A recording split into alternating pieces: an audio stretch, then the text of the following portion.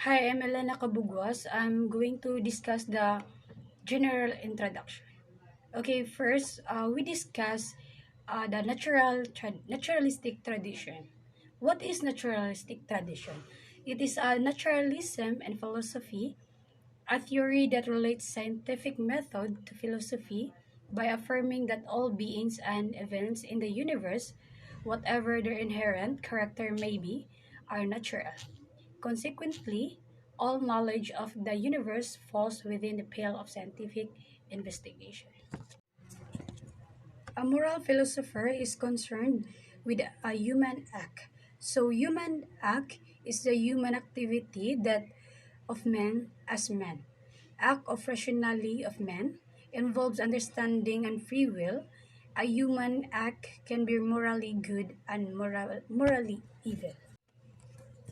So the psychologist is interested in the measurement and analysis of the emotions and complexes that an individual may have.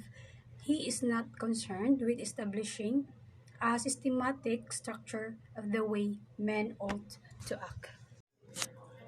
So this is John Locke, the famous English philosopher, once observed that men thought creatively long before Aristotle wrote his logical treatises on how to think. So the very fact of his being human gives him practices in the area of ethics. But the advantage of a continuing experience of moral decision is not enough. Moral decision require analysis on the philosophical level. Every man wants to feel some rational consistency in the kind of deliberate action he experiences. Good day everyone, I'm Egypt Dukay and I am going to discuss about naturalistic tradition. So what is naturalistic tradition? Naturalism in philosophy, it is a theory that relates scientific method to philosophy by affirming that all beings and events in the universe are natural. Consequently, all knowledge of the universe falls within the pale of scientific investigation. So it means to say, for this moment, naturalistic tradition believes on science, greatly contributed by science because furthermore, it believes on scientific investigation. It needs more provings, scrutinizing ideas on a particular existence. And naturalism presumes that nature is in principle completely knowable. There is a niche, nature, regularity, unity, and wholeness that implies objective laws without which the pursuit of scientific knowledge would be absurd. Man's endless search for concrete proof of his beliefs is seen as confirmation of naturalistic mythology. So, human acts. The human activity that of man as man, act of rationally as man, involves understanding and free will. A human acts can be morally good and morally evil. So human acts, these are the acts that we do with the use of free will and intellect. They are done freely, deliberately, and voluntarily. These are actions that are proper to humans. Thus, the crucial element of willful consent and knowledge of the action must be present. So, human acts reveal the value of responsibility or accountability. Man or woman takes into responsibility of those actions. So, with those actions in which we are free and responsible, but is not alone in this concern. The psychiatrist and the theologian and the psychologist, each in his own way, each in his own way, has an interest in deliberative and free human action. The world philosopher differs from each of them and the point of view that is uniquely his. Unlike the psychiatrist, the moral philosopher is not concerned with the analysis of the subconscious motivation of any one individual or the exposition of the emotion and the feeling that accompany the actions of individual on their lives. So the moralist differs from the theologian in that the theologian uses the context. So the moralist differs from the theologian in that the theologian uses the content of revelation as a source of his normative morality. The famous English philosopher John Locke once observed that man thought creatively long before Aristotle wrote his logical treatises on how to think. So there will be moral before science. Formal study of ethics is experience having and continuing to make moral decision. The very fact of his behaving human being gives him patience in the area of affairs. But the advantage of a continuing experience of moral decision is not enough. Moral decision requires analysis on a philosophical level.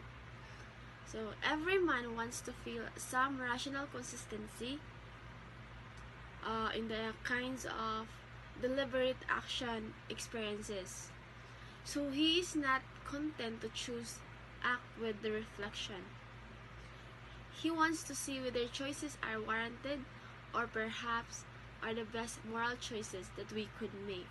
The philosophers presented on this topic have furnished experiences set analysis moral choices. So this analysis reflect a pluralistic approach to reality. However, even with the differences we still exist. Certain similarities appreciate in a key position. Next is naturalistic of key ethical issues under naturalistic tradition. So, naturalistic tradition in a philosophy is a theory or tradition that relates scientific method to philosophy by affirming that all beings and events in the universe are all natural. Naturalist studies seems not to interfere but to observe, and therefore I assume to have fewer or almost no risk due to its self-existence, incapable to its own direction. In contrast to the analysis of K position, we shall concentrate naturalism based on John Dewey as a person behind the naturalistic tradition, because he expressed the naturalistic temper on a classical manner. Naturalism based on John Dewey. He expressed that naturalistic temper is one of the classical manner. So yes, John Dewey said that human beings are entirely natural beings and a form of life, and it has evolved on Earth under changing earthly conditions. So for John Dewey, the primary fact about the nature and the reality is dynamic change. So in his view, there are no unchanging realities, unchanging mathematical rules are for Dewey humanly and produce tools that have proven successfully. So, yes, for dealing with changing nature, as human produced tools, they belong to the history and not to the eternal. So, yes, that's what the John Dewey explanation about the naturalism. So the four perspective of key issues. So one of it is the value. So the value is defined as the object humans desire and striving that proceeds from the reflective analysis of the novelty presented to each generation. So yes, so the man seeks to transact with nature by intelligence. He increases his own value as well as the nature by the quality of the solutions. He brings in answers to felt need in his life. So yes, the value is it is the naturalist can see the values as being grounded in the nature. So so the real meaning for this value is when you value something, you consider it important and worthwhile. For example, if you value someone's opinion, you will ask the person's advice before making a big decision. Okay? So a value has to do with how much something is worth, either in terms or cash or importance for it. Okay? So on the second one, perspective of the key issues is the obligation. So yes, obligation. It is the claim made upon us by reason for that something are to be done and deserve praise, whereas others are to be avoided and deserve blame. So his general principle is that each man is obligated to the action and responsibility in strict proportion to the cultivation of his mind and the power of his reflective intelligence. Yes, so naturalistic obligation upholds being that does not yet exist. These obligations do not consist in giving them life, but in giving them natural happiness. Okay, so yes, an obligation is a um, course of action that someone is required to take, whether it is illegal or it is moral. So obligations are constraints, they are limit freedom. So people who are under obligations may choose to freely act under obligations. Obligation exists when there is a choice to do what is morally good and what is morally unacceptable. Okay? Good day, everyone. I am Claire Valiente, and I'm going to report natural law and virtue. Natural law. Natural law is a theory in ethics and philosophy that says that human beings possess intrinsic values that govern their reasoning and behavior. Natural law maintains that these rules of right and wrong are inherent in people and are not created by society or court justice. So there are four principles of natural law. First is that the act must be a good one, or the act itself must be morally good. The second principle is that the act must come about before the consequences, or the agent may be not positively well the bad effect, but they permit it. The third one is that the intention must be good,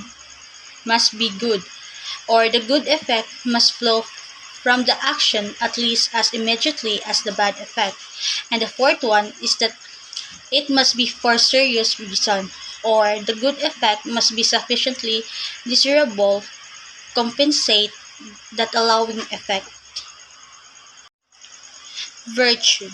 Virtue is the power for moral action that enables man to act with ease and order in some art of his life. Virtue are naturalistic in the sense that the values they uncover are the virtues supplied by natural itself, understood to be built into our biological ways and set by nature, which sets the shape and point of moral life.